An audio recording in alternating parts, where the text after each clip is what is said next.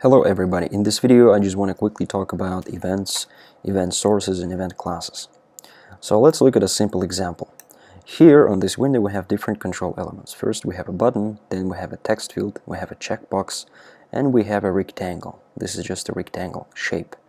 And also we have this window. User can interact in many different ways with this interface. For example, we can press the button, we can click on this text field and start typing, and then press enter. We can check or uncheck this checkbox, and also we can click on this rectangle. Also we can close the window. All of these actions are originating from the user. User is the source of these actions. We can ignore these actions. For example, we can just ignore when the user presses the button, we can just ignore the user's action, or we can do something when this button is pressed, or we can do something when the user clicks enter inside the text field. We can do something when user clicks on checkbox.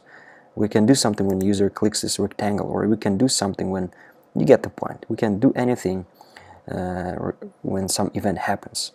So how to do it? Well, let's look at this table here. Events are just like signals, right? So they are triggered by user actions. Clicking a button, checking or unchecking the radio button, selecting a new item in combo box, pressing the mouse, or clicking the mouse, or pressing the key on the keyboard are all different user actions that result in creation of an event. All of these events have sources. For example, when you click a button, the source object is a button. When you click or when you check or uncheck the checkbox, the source is going to be checkbox. When you click a mouse, the source is going to be some node. We know that every JavaFX application is made up of nodes on the screen. Also, when we press the key, the source of this key press can be a node. And you can see that we can group the types of events into categories. For example, all of the events related to mouse are going to be mouse events, or all of the events related to key presses are going to be key events, and the events that are associated with control elements are going to be action events. So we can group them into these categories, and let's look at this table. Here in this table we can see that we can categorize events into different categories. For example, this is going to be our superclass in JavaFX API, and from that we have action events, we have input events, and we have window events. Input event can be divided into two. It's either a mouse event or a key event, and window event happens when we just close the window or minimize the window, and so on and so forth. We're going to be looking at registration of these methods in the next videos, but now let's look at the same example that was running. So here, this is the example actually. So here we have a code, a program, and in this program we have a set of buttons, a text field, and the checkbox and the rectangle.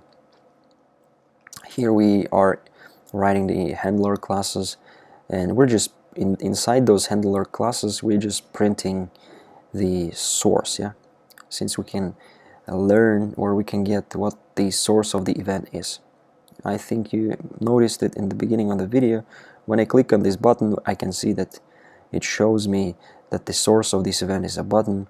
I can click here in the text field, hello, enter, and it shows me that it's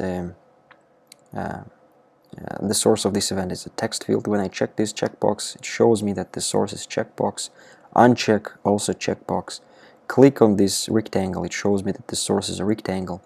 Also, I'm gonna click on this pane. I registered one key handler on the VBox. I'm gonna press the keys now, A, B, C. Each time I click, it's gonna understand that the key was pressed. And also, when I close the window, I registered this window event. The last one is gonna be, we're gonna see it. It's the source of this event is stage because it was closed. All right. So the logical question is this: why do we need events? Well, the answer is simple. When you do some action, there's going to be some information associated with this action. For example, when you click on the button, you want to know what button was pressed. When you move your mouse, you want to know where the position of the mouse is when this event happened. When you press the key, you want to know what kind of key was pressed. Is it an escape key, or is it an up key or down key or left or right? You want to know it. And when you minimize the window, you want to know, is it minimization, or when you close the window, you want to know that it's the closing of the window. So these event objects, which are here, for example, they're going to hold all the information about this event, the context, where this happened. And depending on the context, of course, you want to do different things. Okay, thank you guys for your attention. In the next videos, we're going to be looking at how we can handle these events and do some action. See you guys in the next one.